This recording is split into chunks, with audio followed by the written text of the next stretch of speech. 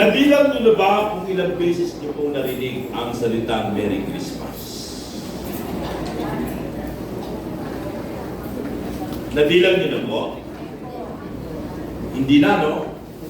Dahil sobrang dami na yata ng ating narinig yung salitang Merry Christmas.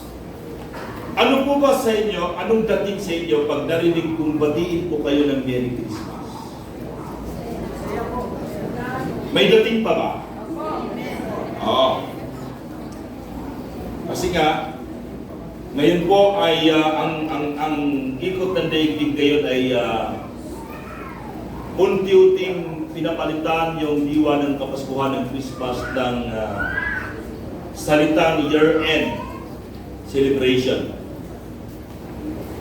They were focusing not talaga doon sa pagkapanganak ni Jesus, they were focusing on year-end celebration instead of celebrating the birth of Jesus Christ. Yung pinakamahalaga na nangyari sa kasaysayan ng sangkatauhan ay pilit alisin, limutin ng mga makamundong kaisipan. Pag sinabing Merry Christmas, ano po ang inyong mga nararamdaman? Is it good news or bad news?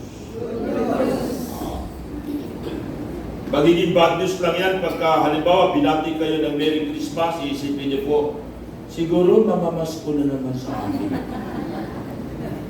Mga kapatid.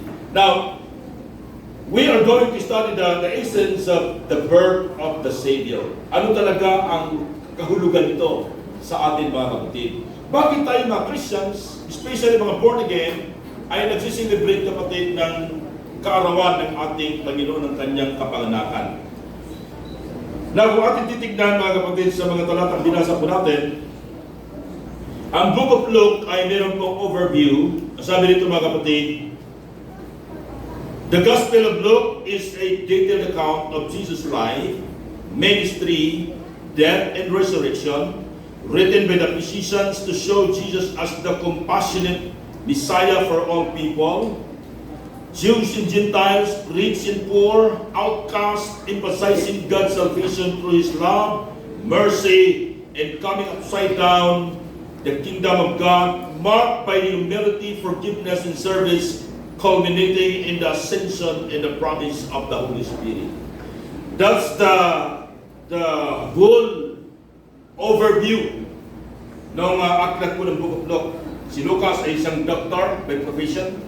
He is a medical doctor. Ngayon po sa atin sa Jisia Zone 3, meron nag-aaral ng doktor sa atin.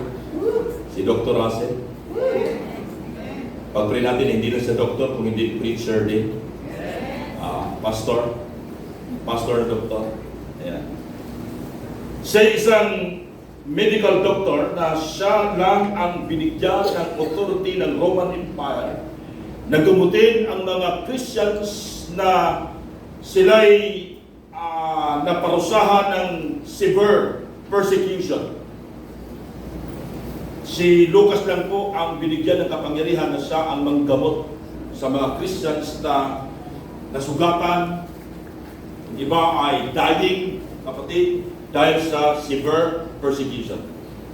Kaya si Lucas, napaka-detailed niya pong magsulat. Ano yung mga detalye na sinulat ni Lucas, mga kapatid, patungkol sa account ni Jesus Christ, sa buhay ni Jesus, sa ministry ni Jesus, sa kamatayan ni Jesus Christ, sa resurrection ng ating Panginoon, and even doong pagkasilang ni Kristo sa daigdig na ito. Pinakita rin dito kapatid sa overview yung kanya pong pagmamahal as a Messiah sa mga Jewish at sa mga Gentiles, sa mga mahihirap at sa mga mayayaman, yung outcast na lipunan, in-emphasize doon yung kaligtasan na binigay ng ating Panginoong Jesucristo. Kaya kumpleto po yung Book of Luke. Actually, yung Book of Luke ay doon kumuha ng ibang account sila Matthew. Kaya pag tinignan niyo po, hindi man si Lucas ay witness kasama sa 12 disciples, pero si Lucas po ay talaga pong kinikilala ng mga disciples na si Lucas ay magaling na writer, ang Lucas na ito. Na yung pong verse 1 hanggang verse 7, ang tumutukoy po dyan mga kapatid, the birth of Jesus Christ happened during the first census on earth. Tingnan niyo po yung timing. Kung gaano kagaling ang Diyos mga kapatid. Isinilang si Jesus Christ sa panahon na kinabukasan po ay magkakaroon ng unang pagtatala sa buong daigdig. Ang una pong nagpatupad ng pagpapatala ng census. Kayo po ba'y naka-record na sa PSA? Naka-record po ba kayo? Oo. Yung iba po yung pinanganak, walang birth certificate katulad ko. Kasi pinanganak kami sa bundok, walang rehistro. Ang nagpaanak sa amin yung uncle namin, hinilot-hilot lang si mama, umuha-uwagan si Berto. Walang pagpapatala. Pagdating namin sa Maynila, tulala kami, hindi kami makapag-enroll kasi kailangan ng birth certificate. Umuwi ulit kami sa probinsya, nagpatala doon ng late registration. Ganun naman talaga nangyayari sa province. Mga kapatid. Si Jesus Christ, very timing, kasi nung nagpatupad si Quirino, si Governor Quirino, under Roman Empire, kapatid, nagpatala ang lahat ng mga tao, mga Gentiles, mga Jewish people, lahat dapat magpatala sa Bethlehem. Kaya ating Panginoong Jesucristo, nasa sinapupunan ni Mary, si Mary at saka si Joseph, naglalakbay sila kapatid papunta roon sa pagpapatala, sa pagpapasensus. Kasi yun po ang unang history na doon po naganap ang unang pagpapatala sa buong kasaysayan ng buong daigdig. At habang si Mary ay hirap na hirap sa kanyang paglalakad buntis, kasama si Joseph, pagdating doon sa lugar kapatid ng Bethlehem, wala na silang matutuluyang hotel. Fully booked na po ang hotel sa panahon na yun. Kasi required silang magpatala. Madaling araw kapatid, naabutan sa panganganak si Mary. Bago sumikat ang araw, naabutan siya ng panganganak. Ang sabi ni Mary, sweetheart, wala na ba akong matutuloy ang hotel? Wala na, sweetheart. No choice. Saan si Jesus Christ ipinanganak? Saan? Sa Sabsaban. Magandang pakinggan, pero sa totoong pangyayari, ang hirap pong manganak sa Sabsaban. Damuhan po yun. Yung manger dyan, yung labangan. Lagkayan ng mga damo. At doon si Jesus Christ ipinanganak. Kaya naman, ang ating Panginoong Jesucristo, hindi siya putok sa buhok, hindi siya kwento-kwento lang na parang si malakas at si maganda. Si Jesus Christ ay naitala. Naitala si Jesus Christ sa taunang census. Through Quirino, Governor Quirino, kapatid, si Jesus Christ ay naipatala. Kaya hindi pwedeng sabihin ng mga atheists na yung inyong tagapagligtas, kwento-kwento lang yan. Hindi po. Totoo na may Kristong ipinanganak. Amen? Yung ating sinasampalatayan, totoong may Kristong ipinanganak. Kaya hindi po mababaliwala, hindi mapasubalian, mapasinungalingan ng Israel na may Jesus Christ na ipinanganak. Bakit? Sa unang pagpapatala pa lang, nakatala na si Kristo dahil lahat ng tao isinilang sa daigdig sa panahon na yon, dapat nakapagpatala. Kaya si Jesus Christ nakarehistro. Paglaki ni Jesus Christ, nabuo ng grupo, kasi rabay si Kristo, kapatid, rabay siya, isang group, nag-bless ng Israel sa isang group.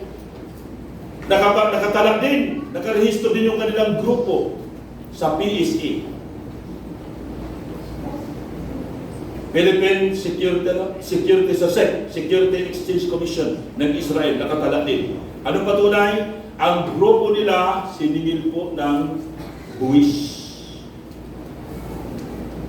Kaya hindi po tayo sumasamba sa isang peking tagapagligtas. Totoo na may Kristong ipinanganak. Can you say amen? Amen? Amen? Amen. Praise the Lord. Historically, may account, biblically mayroong account na si Kristo po ipinanganak. Verse 8 hanggang verse 14, the birth of Jesus Christ was announced by the angel to the shepherds. Isang gabi, mga kapatid, itong mga shepherds dito ay busy-busy sa kanilang pangangalaga ng tupa. Dito sa Bulacan, ang mga inalagaan dito ay mga mababaho. Pero masarap. Oo. So, walang bahay noong araw dito sa Bulacan na walang backyard. At ang mga nasa likod ay mga baboy. Noong araw, pagdating namin dito, talagang bahong-bahong kami sa mga pigil, kapatid. Pero mga taga-Bulacan, sabi nila, ay ano yan? Bro, hindi yan mabaho, amoy pera yan. Di ba, pag may tigiri ka, may pera ka. Amoy pera daw, mga kapatid. Now, sa Israel, ang inaalagaan po nila ay hindi po baboy, kung hindi po tupa. Yun po yung parang pinaka-national animal nila na pinag-uulam ng Israel, kapatid. Yung pong tupa. May mga nag-aalaga po yan sa kabundukan. Bakit may mga nag-aalaga? Kasi nga pupunta yung mga animals doon, yung mga lions, pwede silang sakmali. Nagbabantay sila. Ang mga nagbabantay po ay hindi naman po mga matataas na uri ng tao narating sa buhay. Tagapag-alaga lamang po ng tupa. Isang gabi, nagpakita sa kanila ang anghel.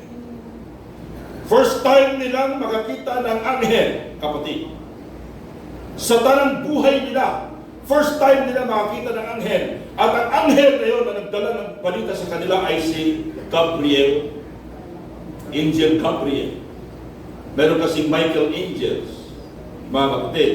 Si Gabriel Angels ang siyang nagdadala ng mga balita at sila din ang nagdadala ng mga prayer request mula sa mga Christians papunta sa trono ng Diyos, kapatid.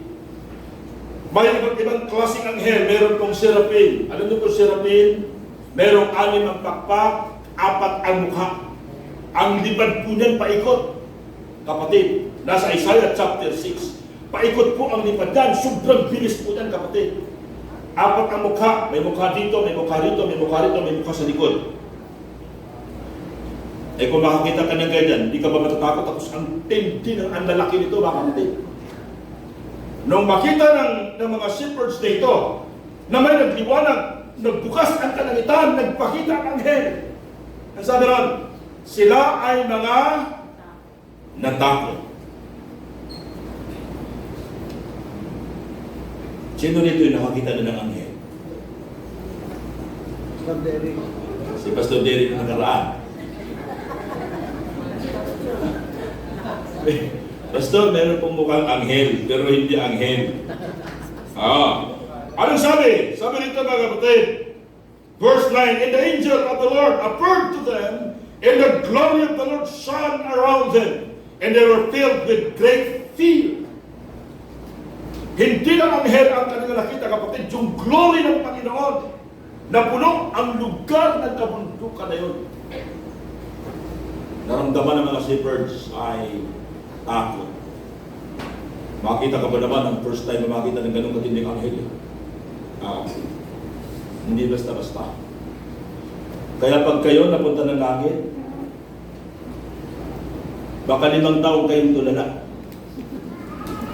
Sa mga itsura ng anghel pa lang, baka matutulala ka. Ang sabi nga ng Revelation, may anghel na sobrang laki, ang kalang paa nasa dagat, ang kaliwang paa nasa kabundukan. Baka sa isang anghel pa lang, 1 buwan ka na nakatulalang ganyan. Paano nilikha ng gusto? Ba't ganito mukha nito? Meron ding anghel na puro mata. Kaya ibang-iba po ay nakarating sa langit. Pero alam niyo ba, pag namatay ka, ang una mong makikita, pagdilat mo ay ang anghel. Kaya huwag niyo pong pangarapin ngayon na makakita kayo ng anghel. Kasi nung namatay sila sa sino ang sumundo? Anghel. Amen ba?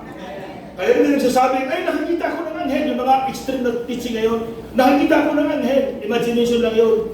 Kasi ang anghel pag nagpakita, mayroong magaganap na major event sa buong daigdig. Ang kanyang announcement ay pang buong daigdig, kapatid. Nung si Kristo yung sinilang, sino ang nag-announce? Matthew chapter 1, anghel. Nung si Jesus Christ, Acts chapter 1, umakyat sa langit, sino ang nag-announce? Anghel. Mga binibensyal, kapatid. Kaya mga grupo ngayon nagsasabi, sila nakakita ng anghel, habang sila nag-worship, kalukuhan yun. Imagination lang yun, kapatid. Kasi pag nagpakita ang anghel, major event ang mangyayari sa buong daigdig. Or, kukunin ka na ng Diyos, kapatid. May susundo na sa iyo. Alam niyo ba, sabi ng Psalms, ang bawat isang Kristiyano na may takot kay Lord, may nakapaikot na anghel nagbabantay sa iyo. Tapos sayaw-sayaw ng mga anghel gano'n, napaka-nakapaikot kay Kuya Rudy. Kailan kaya uuwi ito kay Lord? Dadalhin na natin ito. Ang iba naman, kapatid, nagmamasid sa iyong prayer. Kaya pag ikaw ay prayerful, may mga anghel na nagdadala, kapatid, ng iyong prayer request sa paanan ng Diyos, kapatid. Kaya masipag po ang mga anghel akyat padaog sa lupa, papuntang langit. Yung mga tamad manalangin, ang anghel siguro nagsulangot.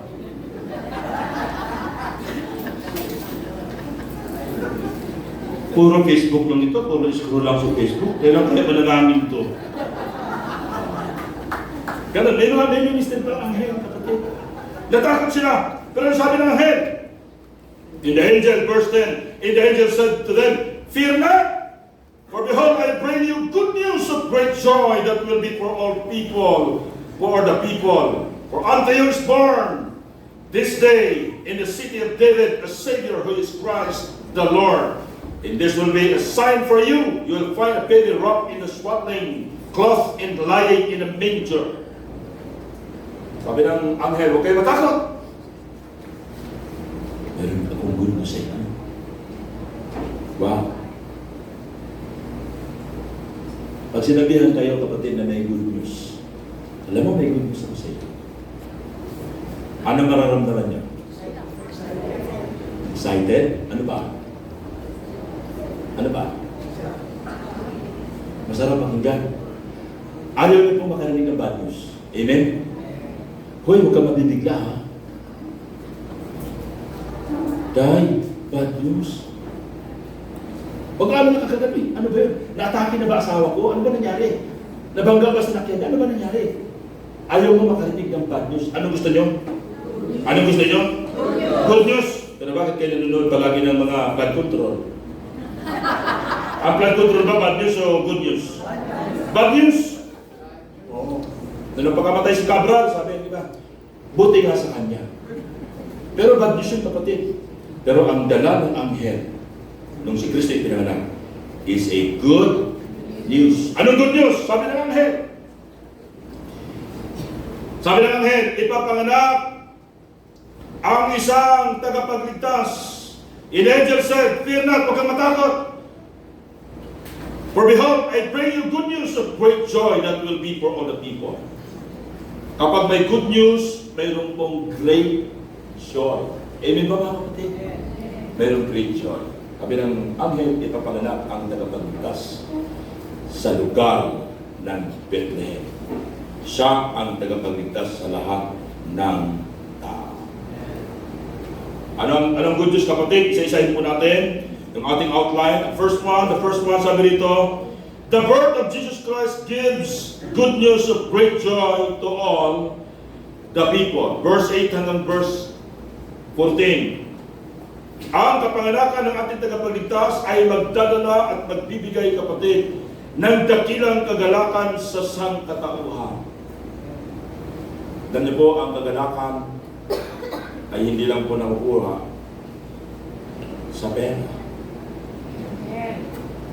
Hindi lahat ng kailangan mo sa buhay ay nakukuha mo sa pera. Ang iba, kala nila, ang magpapasaya sa kanila, yung salapi. Kaya yung pondo ng Congress, talaga namang systemic ang ginawa. Kakuntsabo lahat ang COA, ang mga engineers, kakuntsabo lahat. Akala nila, nung sila'y magkaman ng malaking salapi, billions of pesos, kapatid. Billions or even trillions Akala nila sino ang magbibigay sa kanila ng kagalakan. Pero alam niyo ba? Hindi yon ang magbibigay sa inyo ng totoong kagalakan. Amen? Akala ng ibang mga lalaki, pag nakapag-asawa sila ng 4, masayang-masaya na sila at makakapagbigay sa kanila ng kagalakan. Hindi! Isang asawa pa nga lang, Pastor Romano, hindi problema niya. Akala nila masaya sila, hindi masaya ang maraming pamilya. Amen? May nanghihingi doon, may nanghihingi dito, may pupunta roon. Akala nila, masaya sila roon. Pansamantalang kasayahan lang po yan. Ang dulo niyan, puro kalungkutan na kapatid. Akala nila makakapagbigay sa kanila ng kagalakan sa buhay yung, Pastor, isinilang akong ganyan eh. Di ganyan rin ako, Pastor.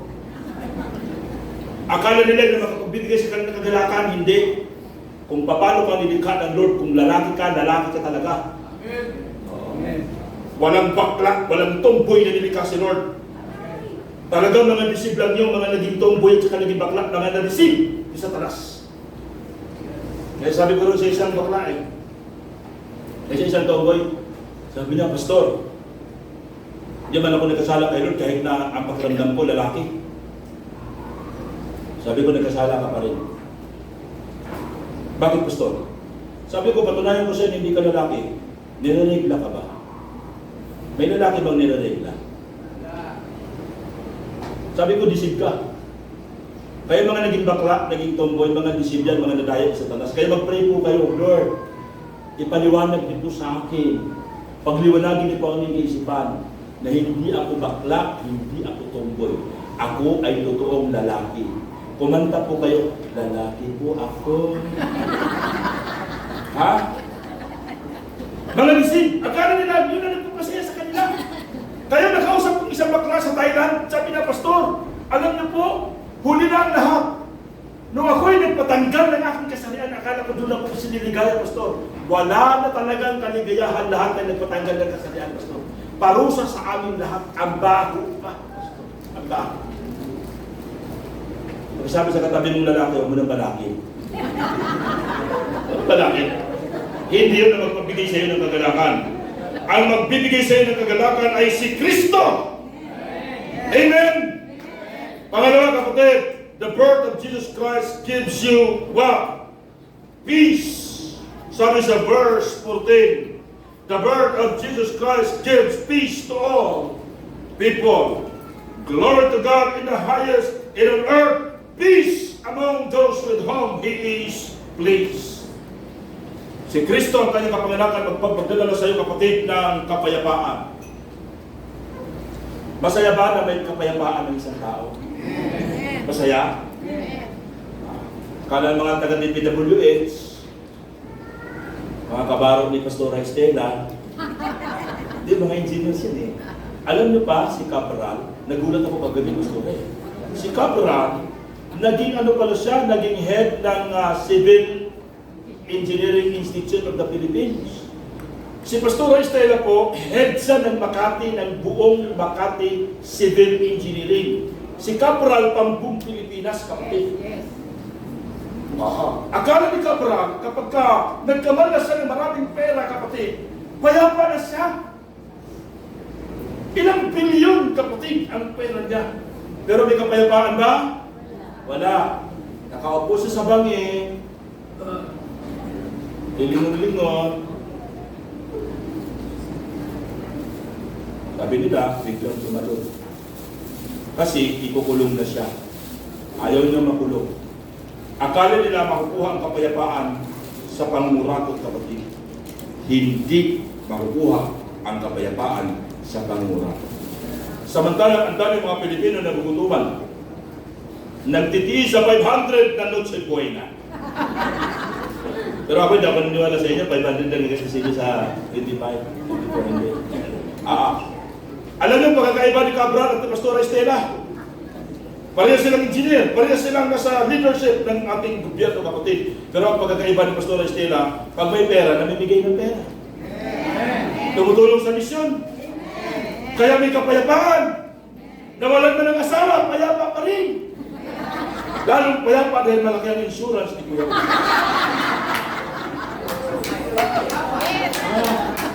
Kinuwenta na ni Pastor Robert eh.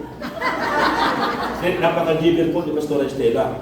Kaya naman, kahit na siya nandun sa tugatog na ng posisyon, nandun ako eh. Siya ang pinaka-head ng engineering lahat ng Makati, kapatid. Baon sa kanya yung mga nasa, mga engineers ng City Hall. Ang dami ng alok na pera dyan, pero tinagyan ni Pastor yan. Hindi, totoo yan. Ay sila sa pick-up eh. Ay yung iba, nalula, walang Kristo sa puso, pero saan napunta? Napunta sa bangin. Kaya pagkasabi sa katabi mo, huwag mo nang balakin ang kumita ng iligan. Hindi ba mga kapatid? Sabi nga sa Rambol, kaya hari ng Buray, kung may mga pagbibigay lang sa akin ng isang tao, kalahating oras na kapayapaan, ang aking kalahati ng aking kayamanan ay ibibigay ko sa kanya. Ibig sabihin, kahit gaano yaman ng tao, kapatid, hindi magbibili ng salapi ang kapayapaan. Amen po ba? Pag na-born again ka, payapa ka. Palampakan natin si Lord. Kapatunayan ko yan. Kahit dito sa simbahan, payapa kayo. Habang kayo'y nakikinig ng preaching ni Pastor Robert, kayo'y natutulog. Samantalang daming tao ngayon hindi nakakatulog, mga kapatid. Kita-kita ko naman kayo eh. Huwag lang kayo magayo kay Dorcas na natuluyang nahulog sa bitala at namatay. Panahon ni Paul. Payapa ang mga born again. Pag nakakilala ka kay Lord, payapa. Saan ka masandal, tulog ka eh. Yung iba, daming pera, wala kay Kristo, daming pera, hindi makatulog. Lalo tayo mga senador ngayon, saka mga congressman ngayon, na nanuratot mga taga-DPWH, wala na silang kapayapaan ngayon. Ang prayer ko, sana huwag na sila magpakamatay, i-transfer na lang nila ang pera sa atin para ipagawa natin ang simbahan. Sana marinig po ng mga congressman sa senador. I-transfer nyo po sa amin. Ipagawa natin ang simbahan for the future. Amen? Palapakan natin ang Panginoon. Hallelujah! Kaya mahalaga, pag may pera, dapat namigay ka.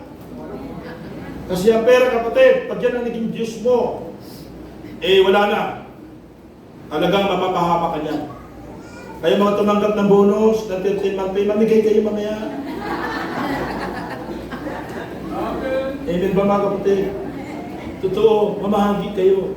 Kasi talaga po, sa totoo lang, ang pera, pwede nyo po maging Diyos yan at ang dulo niyan kapahamakan. The love of money is the root of all kinds of evil. Disaster po ang kahahantungan. Pangatlo at panghuli, the birth of Jesus Christ gives salvation to all people. Sabi sa verse 11, for unto you is born this day in the city of David a Savior who is Christ the Lord. Ang ipinanganak ay isang Savior.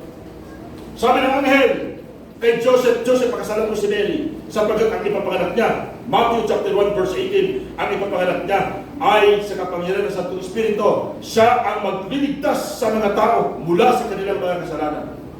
Bakit kailangan tayo iligtas? Sabi naman ng kasulatan, lahat ng tao nagkasala, walang matuwid, walang kahit isa. Ang tao ay pagkakaroon ng kamatayan, dalawang klaseng kamatayan, physical death at spiritual death. Yung physical death, hindi natin kayang pigilin yan. Si Kuya Oka, hindi na napigil ang kanyang buhay sa daigdig. Si Brother Joseph, at the age of 56, binawian ang buhay, hindi niya kayang pigilin. Hawak mo ang buhay mo ngayon. Taglay mo ngayon yan, pero hindi mo hawak yan kung kailan babawian ng Lord ang buhay yan. Nasa sayo yan, pero wala kang kapangyarihan, pigilan yan. Pag yan, nahirapan ng huminga, dahil sa dami mong nakain, ang dami mong dinuluhan, Christmas party. Lagi na po, din ako nag-almusal, kasi kagahapon po talagang Christmas party ng Pampanga sa Ilipunso. Hindi pa natunaw ang aking mga kinain. May pagkain na naman sa Pampanga, kapatid. Hanggang gabi. Dahil pag dyan ay nag-revolutionary, kayo na health lang. Hindi mo na kayang pigilan yan.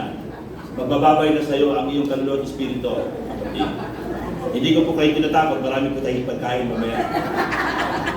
Pero ang buhay hindi mo kayang pigilin. Ibig ba mga kapatid? Ngayon, si Kristo nag-offer ng kaligtasan. Sabi naman ng kasulatan, for God so loved the world, He gave His only begotten Son that whosoever believeth on Him should not perish in hell, but have an eternal life in heaven forever and ever and ever. Amen! Mabubuhay ka na walang hanggan sa kalangitan. Walang problema, walang sakit, walang karamdaman mga kapatid. Wala ng gutom sapagkat si Kristo ang magpapakain sa iyo. Ang tirahan mong mansyon sa kalangitan na hindi kinakalawang, hindi na papasok na magnanakaw. Yan ang totoong kayamanan natin sa kalangitan. Kaya ang diwa ng Pasko, ang pagsilang ni Kristo, ang Pasko ay nagbibigay ng totoong kagalakan sa buhay ng tao. Palapakan natin si Lord. Pangalawa, ang diwa ng Pasko, ang kapanganakan ni Kristo ay nagbibigay ng totoong kapayapaan sa iyong buhay. Hindi ang iyong profesyon, hindi ang inyong posesyon. Si Kristo lang ang makapagbibigay sa iyo ng kapayapaan. Hindi rin pagpaparami ng asawa, lalo nang gugulo ang buhay mo.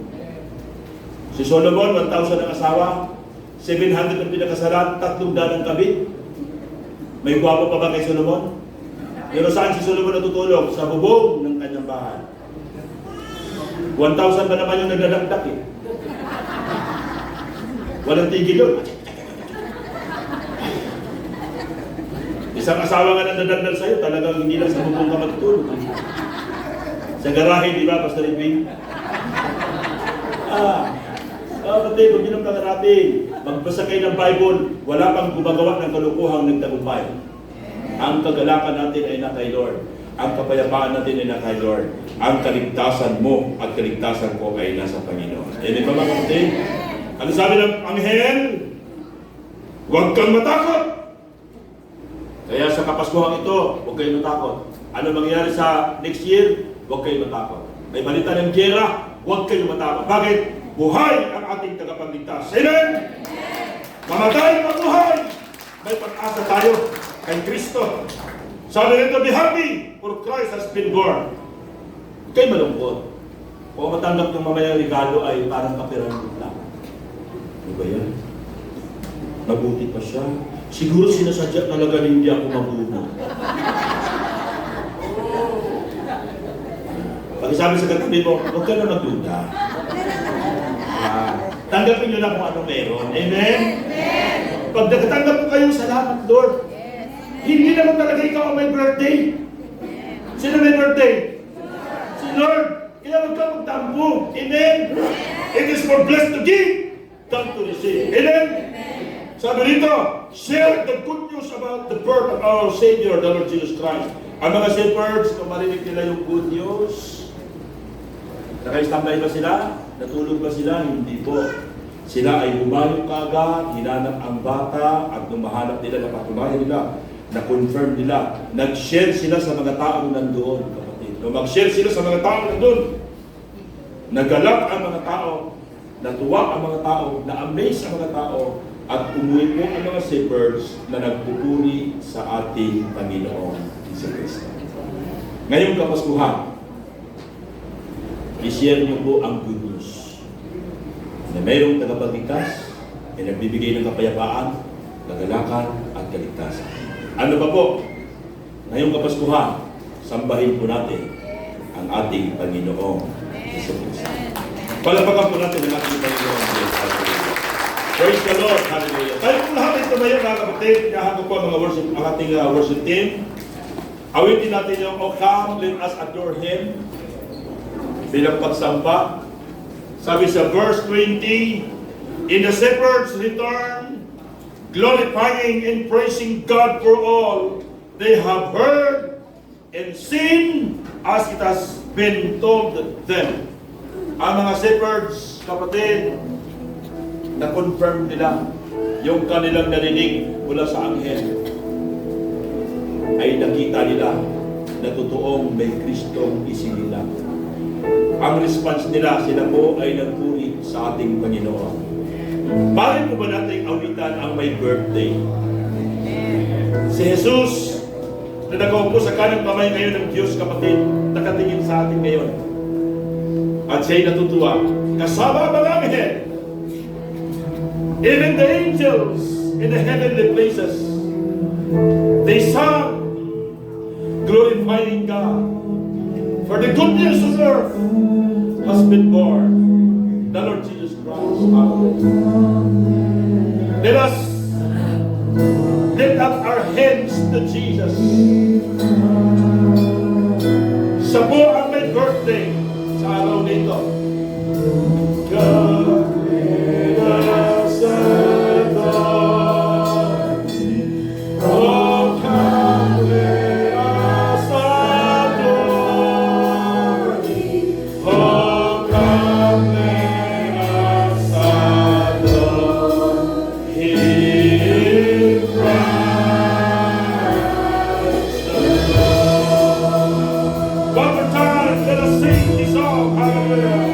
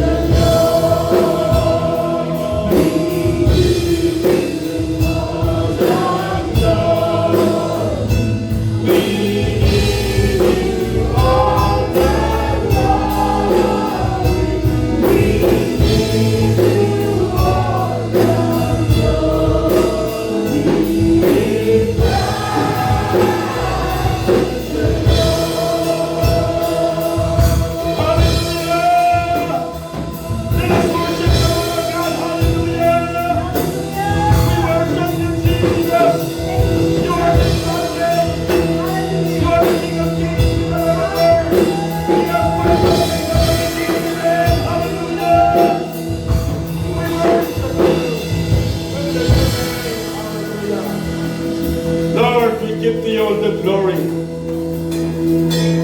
all the honor, in the mighty name of our Lord, the Lord Jesus Christ, the Emmanuel, the Prince of Peace, the great Counselor, and everlasting Father.